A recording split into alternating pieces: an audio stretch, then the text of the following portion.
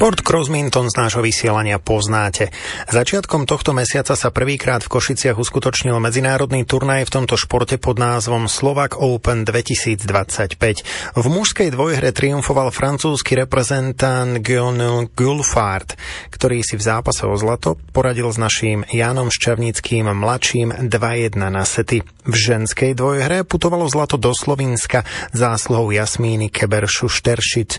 Hodnotenie sme začali s Vladimírom Piechom, prezidentom Slovenského zväzu Crossmintonu a členom výkonného výboru. Pred rokom sme hrali práve v Bratislave v NTCčku. Všimli sme si oznam, že v Košiciach postavili Národné tréningové centrum, tak sme si hneď povedali, že o rok to musí byť v Košiciach. Myšlienka nás napadla pred rokom a sme tu. Hovorili sme o tej Bratislave, teraz o Košiciach. Vidieť, že aj tá medzinárodná účasť na to zareagovala tradične, ale mám taký pocit, že aj tí maďarskí účastníci prišli vo väčšom. Áno, celkovo prišlo viac hráčov. Oproti tej Bratislave minuloročnej máme o 30 hráčov viac. Tohto roku je tu myslím 215 hráčov a v Bratislave bolo 185 myslím v minulom roku. A veľká účasť je tu Maďarov, Poliakov a dokonca Lotyšov. Krajín je 12. Aj Mauritius, áno, ten hráč tu študuje v Maďarsku, takže ale on hrával aj na Mauritius. Oni chodili tak pravidelne na majstrovstvá sveta. 480 zápasov, takže áno, je toho veľa. Najmä včerajší deň bol veľmi nabitý, tam bolo 400 zápasov. Dnes už je to taká dohrávka, tí najlepší, čo postupili zo včera. Takže už len tých 80 zápasov nakoniec. Poďme k tým našim zástupcom, to nás bude zaujímať najviac, tak ako to vyzeralo s nimi a ako sa im darí do tohto času. Tak medzi ženami práve pred chvíľou prehrala Tamara Lukačová v semifinále, teda skončila na 3. mieste, Katka Daduľaková skončila 5., prehrala v štvrťfinále. Jan Ščavnický mladší postúpil do semifinále, čaká na svoj zápas semifinálový. Takže tam máme nádej, že to môže vyhrať. On je teraz 18-ročný, 18 rokov má toho roku a to je náš junior, ktorý vyhráva v Lotyšsku, bol na 2. mieste, tiež na takomto veľkom podujatí, takže to je naša nádej do víťazstva celkovo v turnaji. V hlavnej mužskej kategórii. Aspoň teda jedna jediná, ktorá zostala. No tak ešte on ostal v tej hlavnej kategórii. Potom sú tu ešte juniori, ktorí hrávajú v 14-ke, 14-ročných chlapcov. Tam máme nasadenú jednotku Jan Koščák, on bude hrať o chvíľu svoje semifinále tiež proti nášmu hráčovi Tomášovi Sudimakovi. Medzi dievčatami tam sú viaceré dievčatá. Tam Romana Michaliková medzi 18-ročnými dievčatami a juniorov máme veľa. Sme doma, tak preto.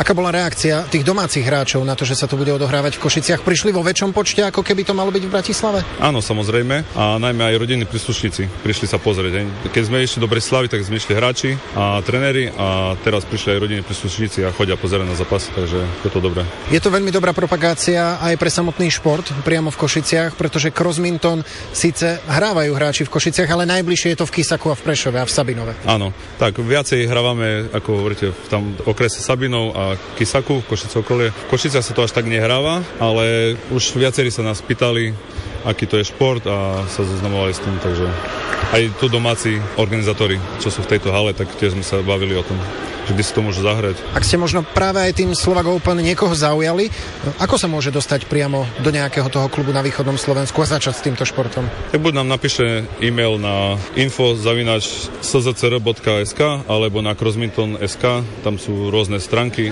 rôzne podstránky, kde si môže nájsť kluby, kontaktovať nás, my mu povieme všetko možné. Ako môže začať, keď má nejakých kamarátov alebo nejakých spoluhráčov z badmintonu, tenisu alebo squashu, ako najrýchlejšie kde a čo najrýchlejšie sa naučiť pravidla a aby bol úspešný aj v crossmintone.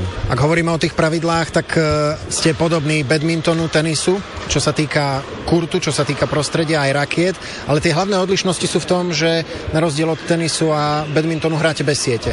Áno, to je najhlavnejšia odlišnosť od tenisu a badmintonu.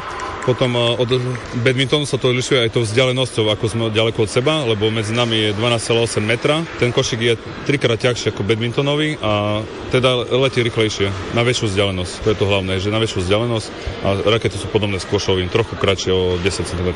Ako prebieha bodovanie? Hrá sa na 2 víťazné sety do 16, keď je 15-15, tak sa po jednom strieda a dvojbodový rozdiel musí byť a 2-1 alebo 2-0 na sety a podáva sa po 3 podania.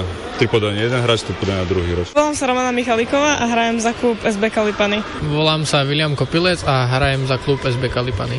Zatiaľ to vyzerá super. Všetko ide podľa plánu, aj zápasy, aj všetko ide tak ako má. Zatiaľ sa nám aj darí, takže podľa mňa super. Bolo to v rámci tohto víkendu o dvojhre, alebo skôr o tom, že keď to nevidie v dvojhre, tak sa budeme sústrediť na štvorhru? Ja som sa sústredila hlavne na dvojhru, lebo v štvorhre sme mali celkom silných superov, takže ja sa sústredím hlavne na dvojhru a teraz sa budem sústrediť najmä na to semifinále. Čo možno očakávať od semifinálového merania síl, pretože tam už je to o všetkom možnom, či mi to sadne, či mi to nesadne, ako budem mať raketu a tak ďalej, takže? Superka mi celkom sedí, hraje sa mi s ňou fajn celkom, takže očakávam dobrý zápas. Skúsme ju trochu detailnejšie predstaviť poslucháčom. Takže moja superka je Slovinka, Eva Župevc. Hraje už cez nejakých 7 rokov. Stretávam sa s ňou pomerne často na turnajoch a pomerne často sa stretávame vo semifinálových a finálových zápasoch. Vy ste osudové superky. To sme.